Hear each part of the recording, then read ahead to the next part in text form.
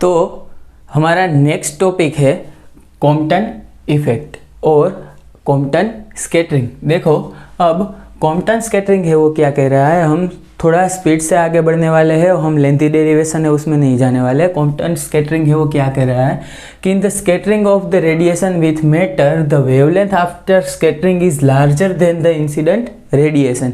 मतलब कि जब यहाँ पे कोई इलेक्ट्रॉन है वो रेस्ट पे है और यहाँ पे जो फोटोन है इलेक्ट्रोमैग्नेटिक रेडिएशन है वो यहाँ पे इलेक्ट्रॉन पे इंसिडेंट हो रहा है, तो वो क्या होगा कि ये रेडिएशन है कुछ एनर्जी इसमें ट्रांसफ़र करेगा और इसकी एनर्जी हो रिड्यूस होगी और इसको कुछ काइनेटिक एनर्जी हो मिलेगी। मतलब कि यहाँ पे अगर हम बात करें कि एनर्जी है वो रिड्यूस हो रही है, मतलब कि एनर्जी को आप लिख सकते हैं एच न्यू। ओके, एनर्जी को क्या लिख सकते हैं, एच न्यू लिख सकते हैं। Okay, which is equal to energy. So अभी उसको क्या लिख सकते हैं, H C upon lambda, H C upon lambda लिख सकते हैं। देखो एच सी अपॉन लेमड़ा लिख सकते हैं, मतलब कि एनर्जी है वो कम हो रही है, मतलब कि यहाँ पे h है वो प्लांक कांस्टेंट है, c है वो लाइट वेलोसिटी है और यहाँ पे लेमड़ा है वो वेवलेंथ है। तो अगर ये दोनों कांस्टेंट है और e is inversely proportional to lambda, E decrease कब होगा, जब लेमड़ा इंक्रीज होगा। सो यहाँ पे लेमड़ा है वो इंक्रीज होगा कब, जब ये फोटोन है वो इलेक्ट्रॉन के साथ इंटरेक्ट करेगा या इंसिडेंट होगा और इलेक्ट्रॉन को कुछ एनर्जी अपनी प्रोवाइड करेगा। देखो स्कैटरिंग है वो दो टाइप्स के स्कैटरिंग होता है, elastic scattering and in elastic scattering. Elastic scattering और इन इलास्टिक स्कैटरिंग। देखो इलास्टिक स्कैटरिंग की बात हो रही है, मतलब कि without loss of energy, okay, ये स्कैटरिंग होने वाला है। मतलब कि एनर्जी का कोई भी तरह से लॉस नहीं होने वाला है, मतलब कि यहाँ पे kinetic energy, linear momentum and energy ये तीनों कंजर्व्ड होगा एंड एनर्जी, ओके, ये कंजर्व होने वाला है। लेकिन अगर हम बात करें इनइलास्टिक स्कैटरिंग की, इनइलास्टिक स्कैटरिंग, अगर हम इनइलास्टिक स्कैटरिंग की बात करें तो इसमें क्या होने वाला है कि देखो इनइलास्टिक स्कैटरिंग मतलब कि क्या, कि जो एनर्जी है उसका थोड़ा बहुत लॉस होने वाला है। ओके, मतलब कि यहाँ पे क्या होगा कि एनर्जी है वो कंजर्व होने वाली है, एनर्जी है वो कंजर्व होने वाली है, लीनियर मोमेंटम है उसका भी कंजर्वेशन होने वाला है, लेकिन काइनेटिक एनर्जी कंजर्वेशन है वो हम नहीं लगा सकते। ओके, ये नॉट कंजर्व्ड। ओके, ये दोनों सभी जगह पे कंजर्व होने वाले हैं। ओके, काइनेटिक एनर्जी है वो कंजर्व नहीं होने वाला है। क्लियर?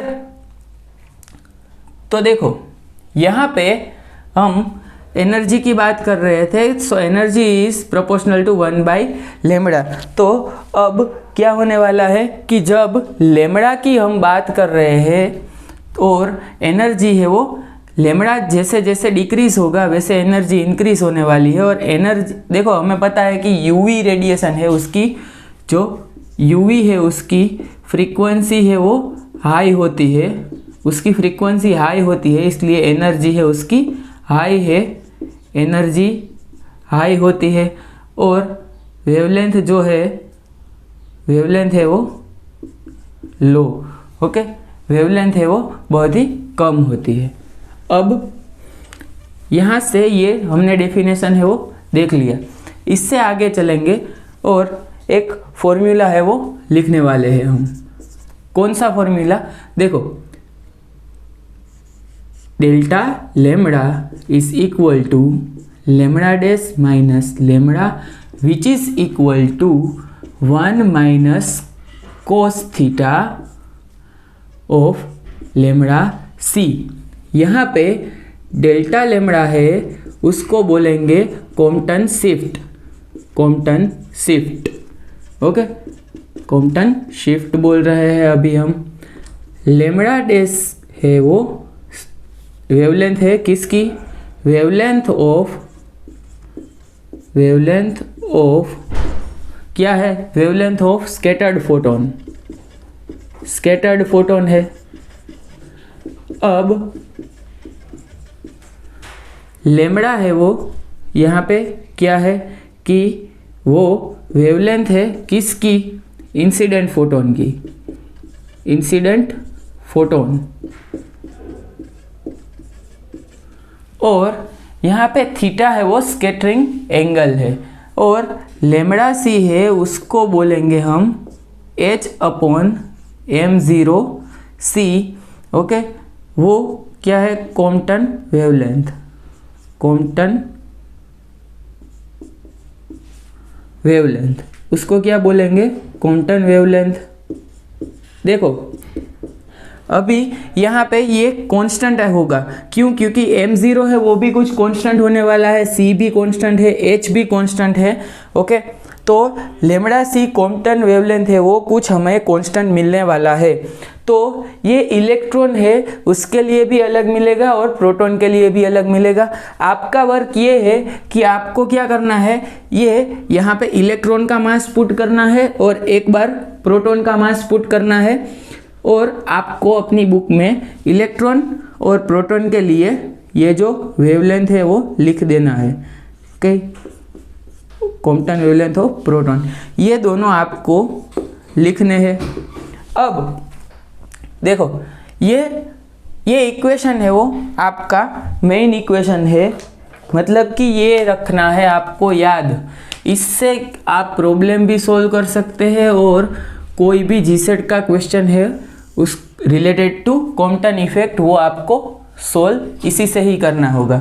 देखो अब यहाँ पे लेमड़ा सी, मतलब कि यहाँ पे कुछ एक रिलेशन देख लो, lambda is equal to h/p। यहाँ पे p है वो मोमेंटम है, ये डी ब्रोगली वेव कंसेप्ट में हम देखेंगे, लेकिन यहाँ पे पहले देख लेते हैं कि लेमड़ा और p का रिलेशन, मतलब कि lambda and angular linear momentum का रिलेशन क्या होता है। अब यहाँ पे कॉम्पटन शिफ्ट है वो कौन कौन सी चीज़ पे डिपेंड कर रहा है। देखो कॉम्पटन शिफ्ट है यहाँ पे वो, ये देखो इसे कॉम्पटन शिफ्ट बोलते हैं, तो कॉम्पटन शिफ्ट है लेमड़ा सी, ओके सॉरी डेल्टा लेमड़ा है वो किस पे डिपेंड कर रहा है। देखो एक तो स्कैटरिंग एंगल पे, और दूसरा क्या है, उसका जो रेस्ट मास है इसे बोलते हैं रेस्ट मास। क्या कहते हैं, rest mass, rest mass.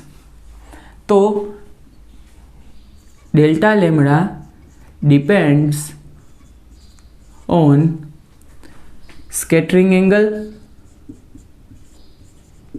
Scattering angle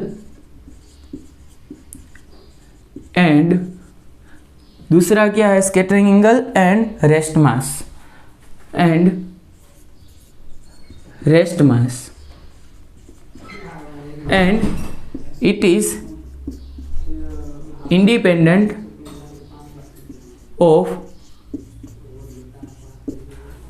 independent कहाँ, किससे इंडिपेंडेंट है। देखो यहाँ पे कहीं पे भी लेमड़ा है वो इंक्लूड नहीं है। देखो लेमड़ा सी है वो तो कांस्टेंट ही है, मतलब स्कैटरिंग एंगल है उस पे डिपेंड कर रहा है और रेस्ट मास पे डिपेंड कर रहा है। It is independent of frequency और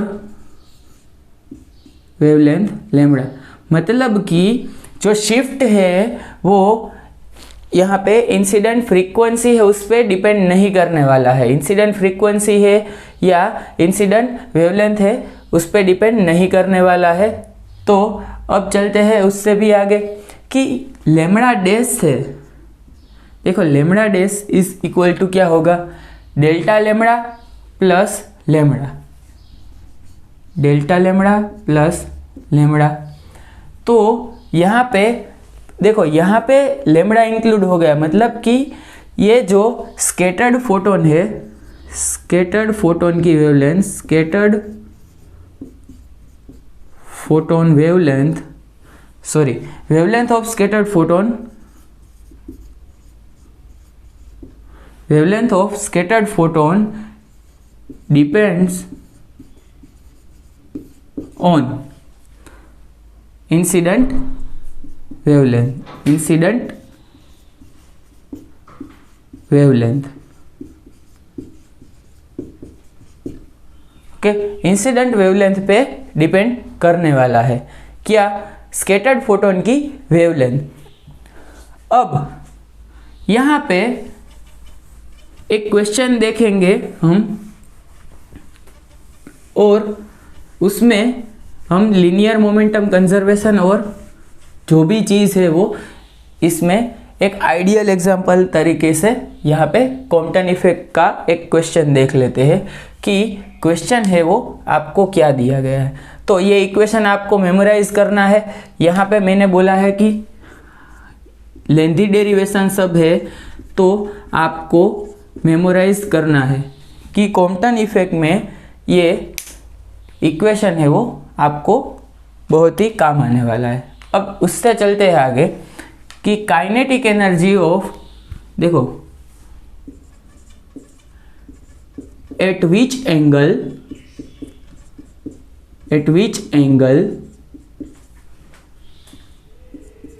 काइनेटिक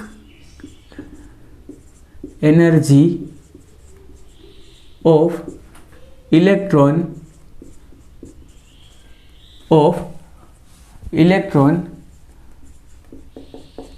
will be मैक्सिमम। अब आपको पूछ रहे हैं कि कौन सा ऐसा एंगल होगा जब काइनेटिक एनर्जी है वो इलेक्ट्रॉन की मैक्सिमम होंगी।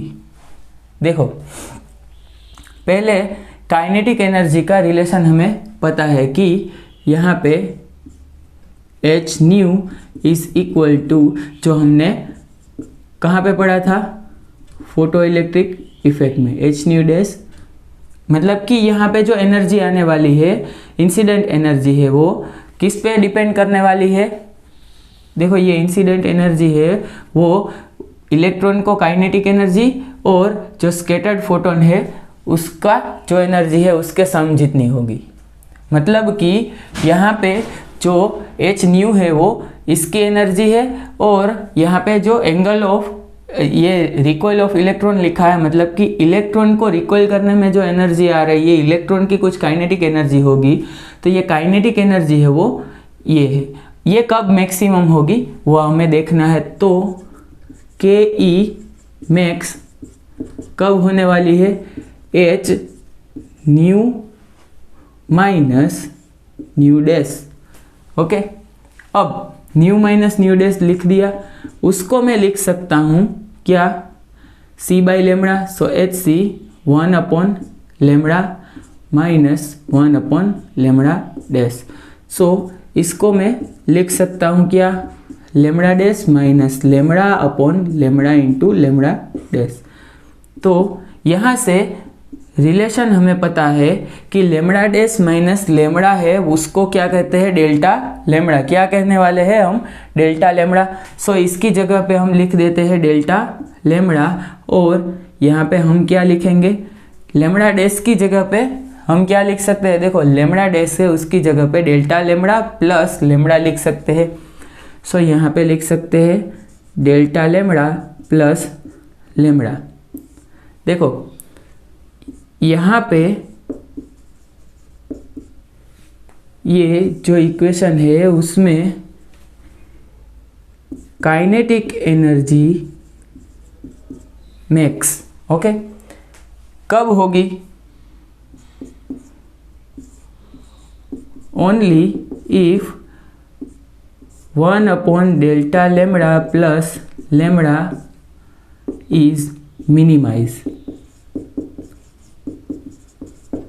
देखो ये मैक्सिमम कब होगा, जब ये है वो मिनिमम होने वाला है, ओके। अगर ये टर्म मिनिमम होगी तो ही ये मैक्सिमम होने वाला है। लेकिन देखो इसको मैं किस तरीके से लिख सकता हूँ, इसको मैं लिख सकता हूँ कि HC, ओके, इसको लिख सकते हैं हम HC, और ये डेल्टा लेमड़ा है उसको डिनोमिनेटर में पुट कर देते हैं, सो 1 अपॉन लेमड़ा, और delta lambda divided by delta lambda मतलब कि 1 plus lambda divided by delta lambda. Okay, अब जब ये डेल्टा लेमड़ा है वो मैक्सिमाइज होगा, ओके, डेल्टा लेमड़ा है वो मैक्सिमाइज होगा। देखो डेल्टा लेमड़ा जब मैक्सिमाइज होगा देन ये टर्म हो जाएगा 0, तो काइनेटिक एनर्जी मैक्सिमम हो जाएगी। सो डेल्टा लेमड़ा मैक्सिमाइज कब होगा, कोस थीटा की ऐसी वैल्यू कि जब 1 माइनस कोस थीटा है वो मैक्सिमाइज होगा। देखो अब हमें पता है कि कोस पाई होगा -1, कोस पाई होगा -1, तो यहाँ पे 1 माइनस कोस पाई हम लिखेंगे तो 1 माइनस -1 मतलब कि 2 आ जाएगा। ओके, सो डेल्टा लेमड़ा है उसकी जगह पे हम क्या लिख सकते हैं, देखो delta lambda is equal to 1 minus cos theta into lambda C, उसको लिख सकते हैं 2 टाइम्स लेमड़ा सी, कब, जब एंगल क्या होगा, angle of scattering is pi. Okay, pi मतलब कि 180 डिग्री पे जब स्कैटरिंग होगा तब उसको हम मैक्सिमाइज कर सकते हैं और मैक्सिमम बोल सकते हैं। देखो काइनेटिक एनर्जी कब मैक्सिमम होने वाला है, जब स्कैटरिंग है वो 180 डिग्री पे ही होगा। क्लियर। देखो यहाँ पे एक एग्जांपल लेते हैं कि आपको अगर जो भी क्वेश्चन है वो दिमाग में आपके वो सोल्व हो जाए, कि अगर आपको दिया गया है एक फोटोन है, उसको स्कैटर्ड करवा रहे हैं इलेक्ट्रॉन से,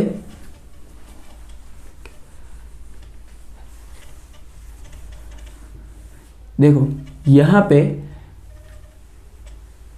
क्वांटम स्कैटरिंग में एक एग्जांपल देख लेते हैं, उसके बाद चलते हैं पेयर प्रोडक्शन पे,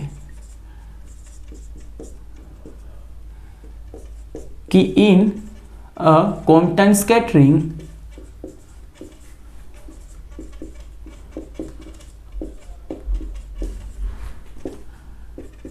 photon having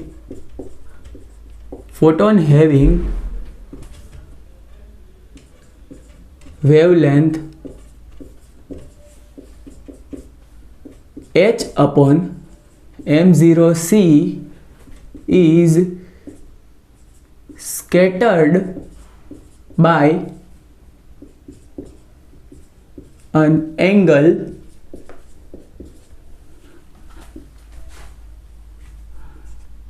(180 degree) with electron, then first thing, find the linear momentum, find the linear momentum of photon, of scattered photon,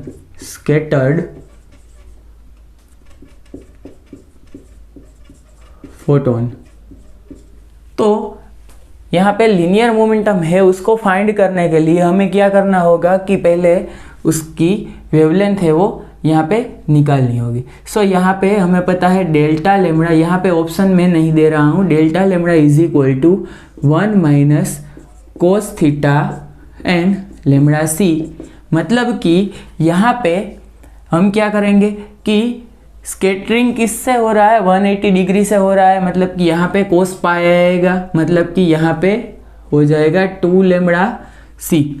तो यहाँ पे डेल्टा लेमड़ा मतलब कि lambda dash minus lambda is equal to 2 times of lambda C. अब scattered photon का wavelength है वो हमें फाइंड करना है, मतलब कि लेमड़ा डैश है वो फाइंड करना है। तो यहाँ पे आ जाएगा ये प्लस लेमड़ा, और लेमड़ा आपको दिया गया है h/m0c। तो यहाँ पे 2, यहाँ पे लेमड़ा सी मतलब कि h/m0c, और यहाँ पे जो इंसिडेंट वेवलेंथ है वो भी आपको h/m0c के फॉर्म में दिया गया है, मतलब कि 2 + 1 मतलब कि 3h/m0c। क्या है ये, स्केटर्ड फोटोन का वेवलेंथ। अब अगर हमें फाइंड करना है स्केटर्ड फोटोन का लीनियर मोमेंटम, तो क्या हो जाएगा, h/लेमड़ा मतलब कि h/3h/m0c। ओके, ये होने वाला है। अब h कैंसिल हो गए, सो m0c/3 क्या आ गया, ये m0c/3 वो हमारा आंसर आ गया, मतलब कि m0c/3 है वो हमारा आंसर आ गया, P डैश। ओके, तो क्या किया, सिंपली मैंने फॉर्मूला पुट किया और यहाँ पे कंडीशन दी थी 180 डिग्री पे स्केटर्ड हो रहा है फोटोन, तो यहाँ पे 2 लेमड़ा सी आ गया, और यहाँ पे डेल्टा लेमड़ा है जो कॉम्पटन शिफ्ट है उसका हमने जो रिप्रेजेंटेशन है उस किस में कर दिया है, लेमड़ा डैश एंड लेमड़ा में, और यहाँ से हमने लेमड़ा है वो निकाल लिया। उसके बाद मुझे पता था कि P डैश का रिलेशन क्या है कि h/लेमड़ा है वो मोमेंटम एंड वेवलेंथ के बीच का रिलेशन है। क्लियर। अब इसमें ही एक क्वेश्चन हम देखते हैं कि अगर हमें बोला है कि find the linear momentum of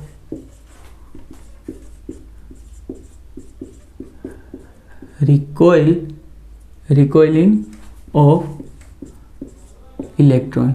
देखो मतलब कि इलेक्ट्रॉन है वो रिकॉइल होने वाला है। रिकॉइल मतलब कि क्या, कि जब एनर्जी है, देखो यहाँ पे कोई एक गन है उसमें से गोली है वो निकलती है, तो मोमेंटम है वो गोली का आगे आता है, लेकिन यहाँ पे जो हमारा गन है उसमें रिकॉइल आता है, उससे कहते हैं रिकॉइल।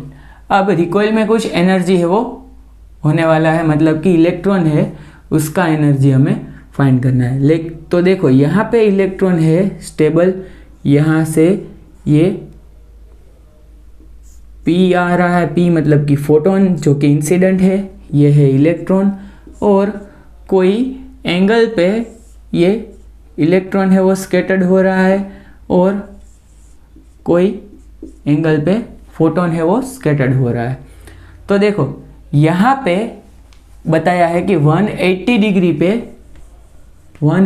डिग्री पे ये स्कैटरिंग होने वाला है, मतलब कि यहाँ से ये जो रेडिएशन है वो इस साइड आ रहा है। क्यों? क्योंकि स्कैटरिंग है वो 180 डिग्री हो रहा है। कैसा? 180 डिग्री पे। और इलेक्ट्रॉन है वो किस तरफ जा रहा है? यहाँ पे इलेक्ट्रॉन है वो इस साइड जा रहा है। क्लियर? अब यहाँ पे ये तो एट रेस्ट मतलब कि स्टेबल है, तो इसका कोई मोमेंटम नहीं होगा क्योंकि ये स्टेबल है, वेलोसिटी ही नहीं है कुछ यहाँ पे, तो इसका कुछ मोमेंटम नहीं होगा। तो इसका मोमेंटम जो है, और देखो इसका मोमेंटम है किस में, इसको एक्स डायरेक्शन ले लो, तो इसका भी मोमेंटम किस में है? एक्स में, और इसका है यहाँ पे -x में। तो यहाँ पे P इज इक्वल टू क्या लिख सकते हैं?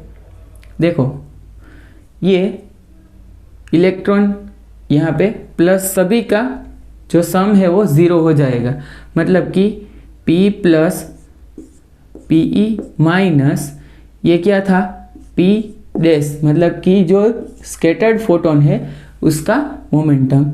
अगर ये 0 ले लिया तो हमें फाइंड क्या करना है PE।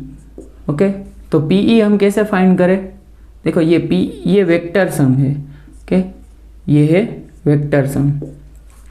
तो PE यहाँ पे PE आ गया और ये दोनों सामने की साइड ले लेते हैं। सो P dash minus P। Okay, ये फॉर्मूला है, उससे हमें निकालना है क्या? Linear momentum of recoiling of electron. तो देखो यहाँ पे ये फॉर्मूला यहाँ पे ऐसे ही रहने देते हैं और जो कैलकुलेशन है वो करते हैं। तो आपको मैंने बताया था कि अगर दो वेक्टर है, दो वेक्टर से, तो उसमें उसका जो देखो ये कुछ मैंने यहाँ पे जो कॉम्प्लेक्स एनालिसिस में मैंने ये बताया था कि Z1 माइनस Z2 है वो क्या होता है कि under root R1 square plus R2 square minus 2 R1 R2 cos θ1 minus θ2। Okay, अब इसी फॉर्मूला से हम यहाँ पे देखते हैं कि क्या होगा। पहले तो स्कैटर्ड फोटोन है। ओके, स्कैटर्ड फोटोन है तो यहाँ पे स्कैटर्ड फोटोन का जो मोमेंटम है वो किससे बताया जा रहा है? देखो स्कैटर्ड फोटोन का मोमेंटम था क्या? m0c/3। ओके, इसका स्क्वायर प्लस m0c का स्क्वायर जो कि है हमारा incident momentum. Okay, incident photon का मोमेंटम और माइनस 2 और यहाँ पे क्या था m0c/3 और m0c और दोनों के बीच का एंगल है वो क्या है? cos पाई। ओके, तो देखो यहाँ पे सिर्फ कैलकुलेशन कर देते हैं पूरा, तो क्या आएगा m0c square divided by 9 plus m0c square, यहाँ पे cos पाई होगा -1, ये माइनस प्लस हो गया तो plus 2 m0c square divided by 3। तो यहाँ पे LCM है वो लेना है सिर्फ और पूरा क्वेश्चन है वो सोल्व करना है। देखो यहाँ पे LCM आ गया 9, LCM आ गया 9 मतलब कि यहाँ पे m0c का स्क्वायर प्लस यहाँ पे 9m0c स्क्वायर और यहाँ पे 6m0c का स्क्वायर। ओके, अब 6 + 1 + 9 मतलब कि ये हो गया, ओके, ये हो गया 16/9 m0c का स्क्वायर। ओके, तो लास्ट में हमारा आंसर है वो क्या आ गया कि PE मतलब कि linear momentum of recoiling electron is 4/3 m0c। क्या आ गया? 4/3 m0c। क्लियर? तो ये हमारा आंसर आ गया। अब जैसे कि मैं हर बार शॉर्ट ट्रिक बता रहा हूँ कि कैसे कैसे हम शॉर्ट से शॉर्ट ट्रिक में हम आंसर लाते हैं, कम से कम स्टेप में हम आंसर लाते हैं। देखो ये जो स्टेप्स है उसमें आपको वेक्टर सम करना पड़ रहा है और सब चीज़ है वो करनी पड़ रही है। लेकिन अगर आपके पास देखो, तो जैसे कि मैं हर बार आपको शॉर्ट ट्रिक है वो बताता हूँ, वैसे ही यहाँ पे देखते हैं कि विद इन 2 और 3 स्टेप्स में कैसे आंसर यहाँ पे इसका आ सकता है। देखो यहाँ पे इंसिडेंट फोटोन है, उसका जो लीनियर मोमेंटम है उसको बोल रहे हैं p। वो इलेक्ट्रॉन है एट अ रेस्ट, उस पे इंसिडेंट हो रहा है और आपको एक फोटोन मिल रहा है जो कि 180 डिग्री पे स्कैटर्ड होके आ रहा है, और इलेक्ट्रॉन है वो किस साइड जा रहा है, same side electron.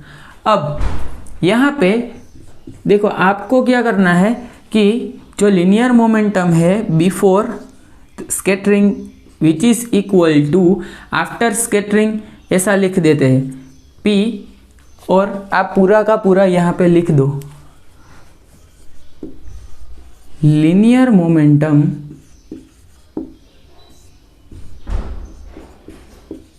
Before equal to linear momentum after. Okay, अब यहाँ पे बिफोर क्या था कि सिर्फ p, क्योंकि इलेक्ट्रॉन का तो कुछ मोमेंटम ही नहीं है, और यहाँ पे आफ्टर क्या था, देखो आफ्टर में ये p डैश है उसका कुछ मोमेंटम आ रहा है, और इलेक्ट्रॉन का मोमेंटम है कुछ। इलेक्ट्रॉन का मोमेंटम किस डायरेक्शन में है, इलेक्ट्रॉन का मोमेंटम है प्लस डायरेक्शन में, मतलब कि जो मोमेंटम है वो इंसिडेंट फोटोन का था उसी डायरेक्शन में इलेक्ट्रॉन है उसका मोमेंटम है। सो इसको पॉजिटिव लेंगे, इसको नेगेटिव लेंगे, क्यों, क्योंकि वो ऑपोजिट डायरेक्शन में है। So minus p dash. आपको सिर्फ यहाँ पे वैल्यूज है वो पुट कर देनी है, m0c आ गया यहाँ पे pe minus m0c divided by 3। सो यहाँ से pe आ रहा है आपका यहाँ पे m0c प्लस m0c बाई 3, तो मतलब 4/3 m0c।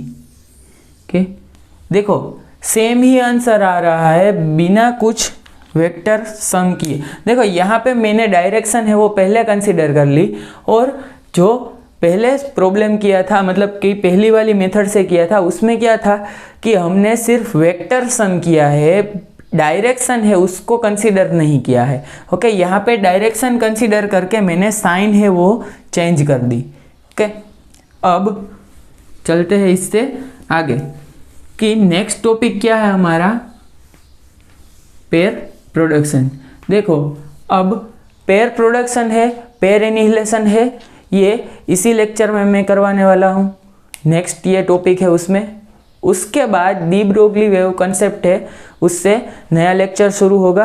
और आपको कम से कम है वो आपकी बुक है उसमें ज़्यादा लिखना है, लेकिन आपको ऐसा लिखना है कि जो आपकी एग्ज़ाम के लिए ज़रूरी है। ऐसा नहीं लिखना है कि आप पूरा का पूरा डेरिवेशन लिख देते हैं, आप पूरा का पूरा कहीं से डेरिवेशन है वो उठा के लिख देते हैं, बाद में आपको पता चलता है कि ये डेरिवेशन है वो जीसेट में पूछा जाने वाला नहीं है। तो यहाँ पे मैं पहले ही बता रहा हूँ कि हम यहाँ पे फास्टेस्ट स्पीड में चलने वाले हैं ताकि हमारा सिलेबस है वो कंप्लीट हो जाए। तो हमारा नेक्स्ट टॉपिक है पेयर प्रोडक्शन। एंड तो पेयर प्रोडक्शन में क्या कह रहा है कि मटेरियलाइजेशन ऑफ रेडिएशन, और we can say that the conversion of energy into mass is called pair production. मतलब कि एनर्जी है उसका मास में जो कन्वर्जन हो रहा है उसे हम पेयर प्रोडक्शन कहते हैं। मतलब कि अगर हम एनर्जी है वो दे रहे हैं तो एक पेयर प्रोड्यूस होता है पार्टिकल एंड एंटी पार्टिकल का, उसी को हम पेयर प्रोडक्शन कहते हैं। तो देखो यहाँ पे मैंने ऑलरेडी ड्रॉ कर दिया है कि h न्यू एनर्जी का फोटोन है वो इंसिडेंट हो रहा है न्यूक्लियस जो कि है रेस्ट पे।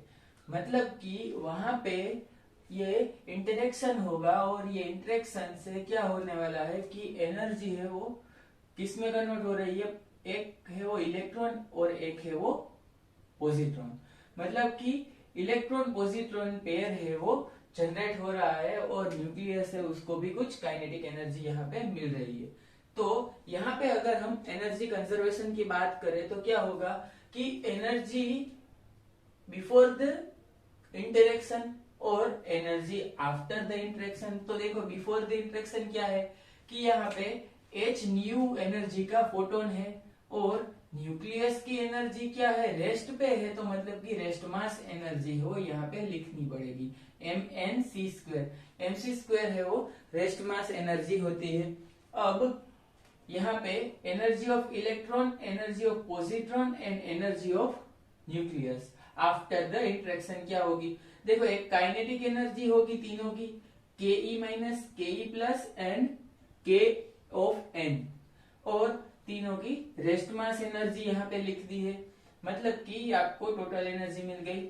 अब देखो यहाँ पे ये mnc² और यहाँ का mnc² है वो कैंसल हो रहा है। So h nu is equal to क्या आ रहा है, kinetic energy of electron, positron and nucleus plus ये mec² एंड mec²।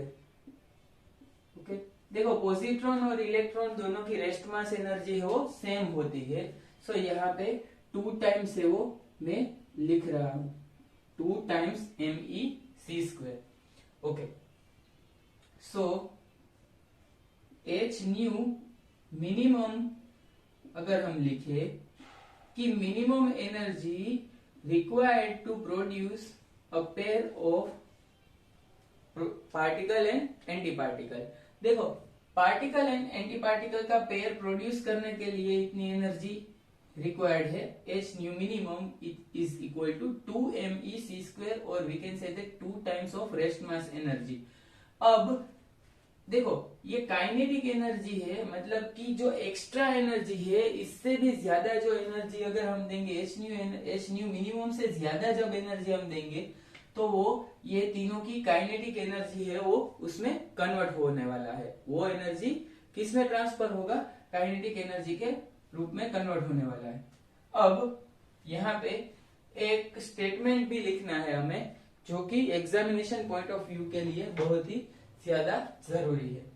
ओके, सो देखो ये यहाँ पे इसको ऐसे ही लिखने देते हैं और आप लिखो कि pair production is not possible in vacuum. Pair production is not possible in vacuum. Pair production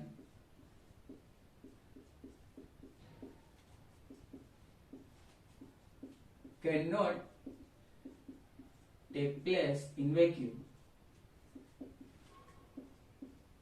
देखो ये स्टेटमेंट एग्जामिनेशन में ट्रिकी क्वेश्चन के लिए पूछा जाता है और आपको ऑप्शन दिया होता है कि कॉम्पटन इफेक्ट है, which of the following is can not take place in vacuum. आपको क्वेश्चन दिया गया होता है और उसमें आपके ऑप्शन होते हैं कि कॉम्पटन इफेक्ट है, फोटो इलेक्ट्रिक इफेक्ट है, पेयर प्रोडक्शन है या पेयर एनिहिलेशन है। तो यहाँ पे pair production can not take place in vacuum. अब ये सेंटेंस का एक्सप्लेनेशन दे देते हैं कि क्यों नहीं होता। अगर यहाँ पे एनर्जी कंजर्वेशन हम लगाते हैं, एनर्जी कंजर्वेशन, तो एनर्जी कंजर्वेशन से हमें यहाँ पे h nu is equal to 2 times of mec² मिल रहा था। सो वैक्यूम है अगर, तो यहाँ पे क्या मिलने वाला है, गामा है वो मल्टीप्लाई हो रहा है, एक बार जनरलाइज लिख देते हैं mev²। अब अगर यहां से हम एक और चीज लिखते हैं कि conservation of angular linear momentum, conservation of linear momentum. देखो ये लीनियर मोमेंटम कंजर्वेशन है वो अप्लाई करते हैं। चलो तो यहां पे ये कुछ थीटा होगा और ये भी कुछ थीटा होगा। ओके, तो देखो यहां पे हम लिख सकते हैं साइन थीटा। देखो यहां पे साइन एंड कोस में इसको डिवाइड कर देते हैं। तो इक्वेशन फर्स्ट है वो हमारा कैसा बनेगा कि यहाँ पे H nu equal to PE minus cos theta. Okay, मतलब कि जो हमारा सेम डायरेक्शन में एक्स डायरेक्शन का कंपोनेंट है ई माइनस का वो, और वही चीज होगी पीई प्लस कोस थीटा, और एक क्या होगा पीई माइनस साइन थीटा के, मतलब कि ये जो वर्टिकल कंपोनेंट है वो which is equal to P E plus sine theta 2। देखो थीटा 1 एंड थीटा 2 लिखा है मैंने, लेकिन यहाँ पे दोनों पार्टिकल सेम है तो वो सेम एंगल से ही स्केटर्ड हो रहा है, मतलब कि थीटा है वो कैंसल आउट हो जाएगा और आपको PE plus is equal to PE minus मिल जाएगा। तो यहाँ पे पुट कर देते हैं तो H nu equal to 2 times of PE plus या PE minus cos theta. Okay, so 2 times of PE minus या पीई प्लस कोस थीटा, उसको हम क्या लिख सकते हैं कि 2 times of gamma M of E V square cos theta. Okay, अब देखो ये मिल रहा है हमें एनर्जी कंजर्वेशन से, और ये मिल रहा है किससे, लीनियर मोमेंटम के कंजर्वेशन से। तो दोनों है वो डिफरेंट आ रहे हैं, मतलब कि दोनों है वो डिफरेंट आ रहे हैं, तो इसका मतलब है कि जब ये लीनियर मोमेंटम कंजर्वेशन अप्लाई होगा वैक्यूम में तो एनर्जी कंजर्वेशन है वो वैलिड नहीं रहेगा, या एनर्जी कंजर्वेशन है वो वैलिड होगा तो लीनियर मोमेंटम का कंजर्वेशन है वो वैलिड नहीं होगा, क्योंकि दो हमारे अलग अलग आंसर नहीं आ सकते। सो इसी की वजह से ये जो पेयर प्रोडक्शन है वो वैक्यूम में पॉसिबल नहीं होता है। तो यहाँ पे एक स्टेटमेंट लिख लो कि यहाँ पे एक स्टेटमेंट लिख लेते हैं कि इफ एनर्जी कंजर्व्ड, देखो pair production can not take place in vacuum because if energy is conserved,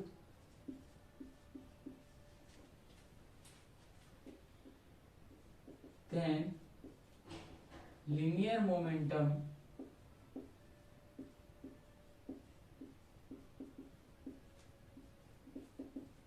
is not conserved or valid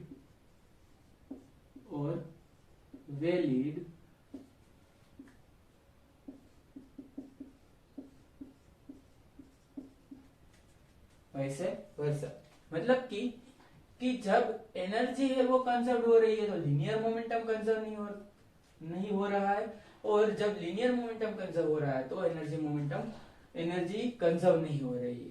तो इसी ये जो कॉन्ट्राडिक्शन है उसी की वजह से ये स्टेटमेंट दिया है कि pair production can not take place in vacuum. So अगर आपको पूछा जाए ऐसा क्वेश्चन तो आपको लिखना है उसका आंसर पेयर प्रोडक्शन, क्या कि वैक्यूम में कौन सा प्रोसेस है वो नहीं होता है, तो पेयर प्रोडक्शन है वो वैक्यूम में नहीं होता। तो नेक्स्ट टॉपिक है हमारा पेयर एनिहिलेशन। देखो पेयर एनिहिलेशन मतलब कि क्या कि the conversion of mass into energy. Pair production क्या था कि कन्वर्जन ऑफ एनर्जी इनटू मास। तो देखो उसको पेयर एनिहिलेशन को हम क्या बोल सकते हैं कि invert effect of pair production. देखो पेयर प्रोडक्शन में इलेक्ट्रॉन एंड पॉजिट्रॉन का पेयर है वो प्रोड्यूस हो रहा था, और पेयर एनिहिलेशन है उसमें क्या हो रहा था कि इलेक्ट्रॉन एंड पॉजिट्रॉन है वो मिलके फोटोन है वो प्रोड्यूस कर रहा है। अब देखो यहाँ पे भी एक स्टेटमेंट देंगे हम, यहाँ पे ये इलेक्ट्रॉन है और यहाँ पे ये पॉजिट्रॉन है। सो उससे क्या प्रोड्यूस हो रहा है, फोटोन है वो प्रोड्यूस हो रहा है P। तो यहाँ पे हम क्या लिख सकते हैं, देखो इलेक्ट्रॉन का मोमेंटम विच इज, देखो इलेक्ट्रॉन का momentum which is equal to positron का मोमेंटम, मतलब कि जो ये मोमेंटम ऑफ फोटोन जो होगा, ओके मोमेंटम ऑफ फोटोन, देखो यहाँ पे सेम वेलोसिटी है, सेम उसका जो रेस्ट मास है वो भी सेम है, और उसके जो वेवलेंथ है और सभी चीज़ है वो सेम है, मतलब कि उसका मोमेंटम है वो सेम है।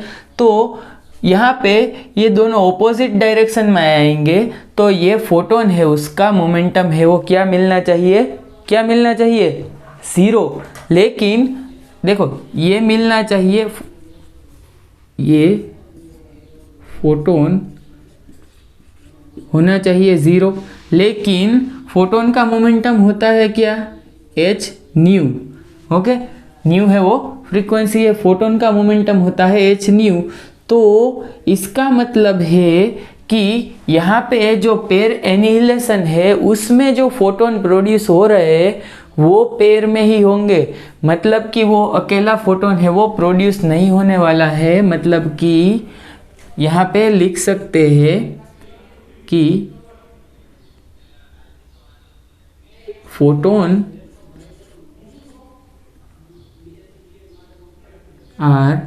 photons are also produce